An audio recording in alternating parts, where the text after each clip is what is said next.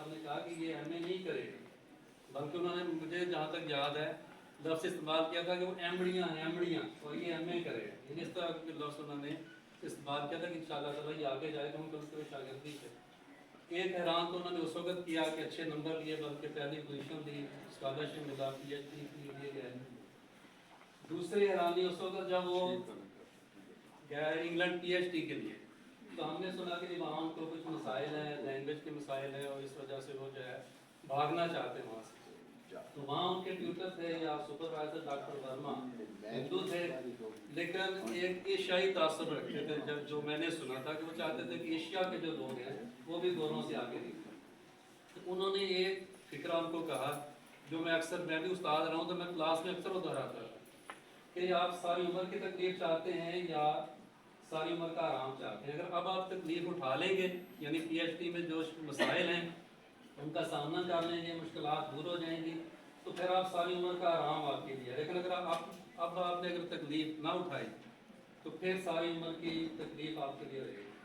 اب اگر آپ آرام کا شکار ہو گئے، آپ بھاگ گئے کہ پی ایچ ڈی نہیں کرنی، تو پھر ساری عمر کی تکلیف آپ کے لیے لکھی جا چکی ہے۔ تو یہ بات میں نے بہت دفعہ اپنی کلاس میں بھی دہرائی، جب بھی بچوں کو نصیحت کرنی ہوتی تھی تو یہی بات کہتا تھا کہ اب آپ کے پاس یہی آپشن ہے، آپ کی تکلیف یا پھر ساری عمر کی تکلیف۔ تو انہوں نے وہ جو پی ایچ ڈی کی ایک وقت ایسا تھا کہ لگ رہا تھا شاید نہیں کر سکے۔ تو ایک حیرانی والی بات یہ ہوئی، پھر جب واپس آئے یونیورسٹی میں جاب ان کی ہوئی تو انہوں نے گاڑی لینے کا فیصلہ کیا۔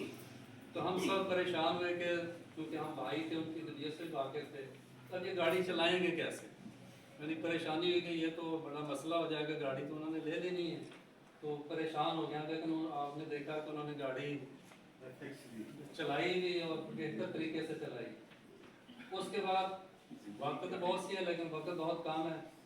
ڈاکٹر شمیم حیدر سیدھی صاحب نے کہا کہ وہ کہا نہیں لگاتے تھے۔ ہم جب بیٹھتے ہیں اکٹھے بھائی تو لیکن ساتھ انہوں نے تھوڑی سی رعایت رکھی ہے کہ وہ لگانا چاہتے تھے، لگاتے نہیں تھے، لگانا چاہتے تھے۔ تو جب ہم اکٹھے بیٹھتے تھے تو بہت سے لوگ جو ہمارے رشتہ دار یا دوست ہیں ان کا رش کرتے تھے کہ یار آپ لوگ تو بڑے، یعنی جب بیٹھتے ہیں تو ایسی ایسی باتیں کرتے ہیں کہ ہم لوگ ایسی باتیں نہیں کرتے، نہیں بیٹھتے نہیں ہیں بھائی اکٹھے یا رشتہ دار ہیں۔ دوست بھی ہمارے حیران ہوتے تھے، رشتہ دار بھی حیران ہوتے تھے کہ آپ بیٹھتے ہو بڑی گپ شپ کرتے ہیں۔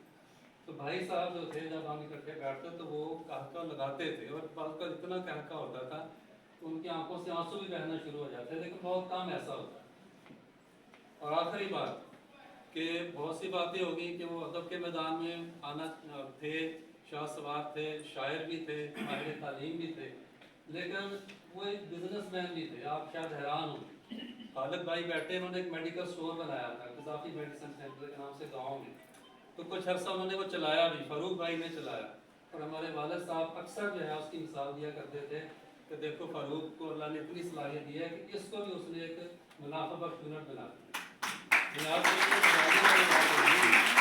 لگتا ہے کہ وہ اس قسم کا، یعنی ان کا کوئی رجحان نہیں تھا، لیکن جب ان کو یہ کام بھی سونپا گیا انہوں نے اس کام کو بھی خوش اسلوبی سے انجام دیا۔ اور یہ بھی آپ کو میں بتا دوں کہ وہ وہاں ایسے نہیں بیٹھ گیا، تو ان کے پاس اس زمانے میں جو ایک ضروری ایک یعنی سرٹیفکیٹ کہہ لیں کاغذ ہوتا تھا وہ بھی موجود تھا، یعنی جو قاعدہ قانون کی زندگی کا حصہ رہا اس وقت ان کے پاس تھا، اور اس کی موجودگی میں انہوں نے وہاں بیٹھنا جو تھا وہ پسند کیا تھا۔ بہت سی باتیں لکھی تھی لیکن ساری باتیں ہو چکی ہیں۔